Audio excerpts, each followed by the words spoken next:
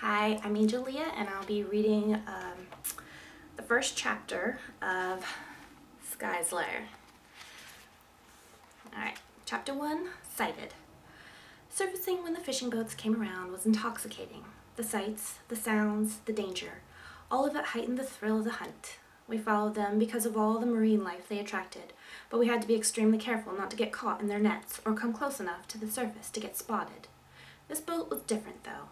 Thousands of tiny lights lined the decks, and colors burst from its belly. It glowed like a jellyfish from the deep, but sparkled like the starry night sky. I had never seen such a boat, and I could hardly bring myself to look away. I glanced at the mer in my pod. They were all asleep, one eye open and the other closed. We learned this technique from the dolphins long ago. As mammals, we lacked the gills needed to convert water into oxygen, so falling fully asleep would result in drowning. Tonight, though, I couldn't sleep. I always had trouble sleeping after retelling. The story just didn't seem right to me. Of course, if I had been asleep, I would have missed the boat. I glanced around the pod one more time before deciding to surface. My eyes rose above the water a safe distance away, hair clinging to my head. The boat was full. Humans moved like a school of fish, nearly in sync with their thumping and thrashing. No one bothered to look at the water. I dared to swim closer. The smell of salt water mixed with sweet and sour notes that tickled my nose. I could practically feel the heat emanating from the moving crowd, which pulsed to a deep, hypnotic rhythm. My heart thumped to the same beat. I wish I had feet so that I could join the humans in their celebration. A brown bottle came hurtling towards me, and I dove to avoid it. My nose wrinkled as I let out a huff. Humans often threw things into the ocean.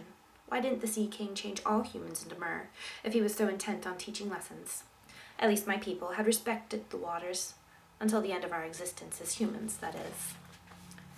The bottle sank, and I considered retrieving it. What would the humans on board do if I threw it back on the deck? How would they feel if I let it on their boat? I couldn't risk exposure, though, so I did nothing, watching as the bottle disappeared into the depths.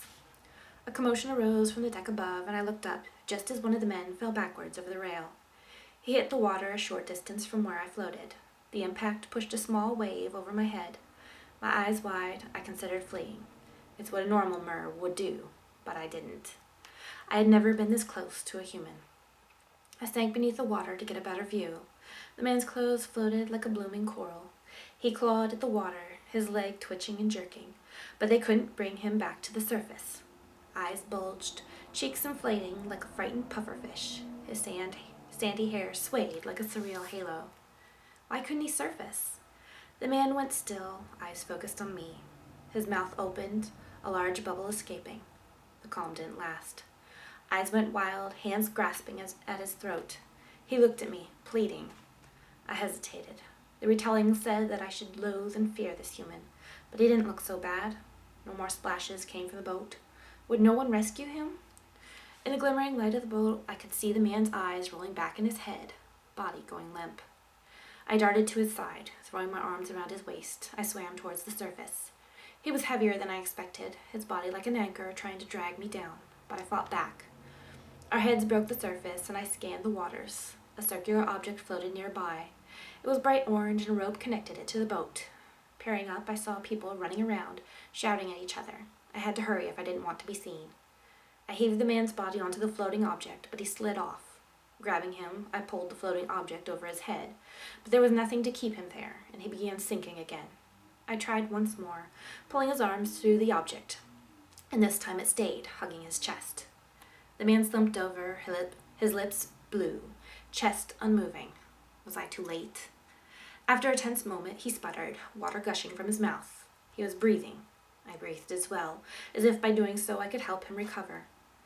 Now that he was safe, I took in his face again. There was nothing comical about it now. A chiseled chin and squared jaw framed full lips that seemed curved in a perpetual smirk. The blue of his skin was fading, returning his tone to warm beige colors. He raised his head, wiping the trickling water off his face. Once again, his green eyes focused on me, thick brows furrowing. Slowly, those brown brows crept up into his hairline. My hand stretched out, as if it had a mind of its own. The elders would kill me if they found out, but in this moment, I didn't care. Maybe the humans weren't so bad. Maybe it was time to challenge everything I knew. As my webbed fingers approached his face, the man thrust his hand towards mine, fingers outstretched. He lost his grip on the orange object around him, and he brought his hand back down to balance himself. Shying back, I stared. He grinned sheepishly, and my lips curved upwards in response. The commotion from the deck grew louder, and I looked up as shouting voices approached. Words floated above the din. "We're coming! Hang on!" I raced for the safety of the depths. Sure I couldn't be seen, I stopped and hovered below the boat.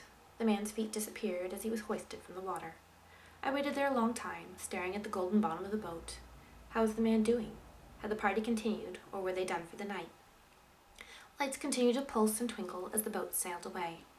When I returned to the pod, I found my pod still sleeping. I swam beside them as I waited for rest to come, but I could not stop replaying what had just happened. The man's eyes burned into my imagination. What would it have been like to touch him? What would his voice have sounded like? Would I ever see him again?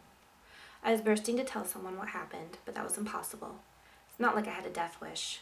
It was foolish of me to go near the boat, but I had to admit I wasn't sorry. To tell the truth, it left me wanting more. Thank you. This was a reading from Skye's Leya by Angel Leya. Thank you.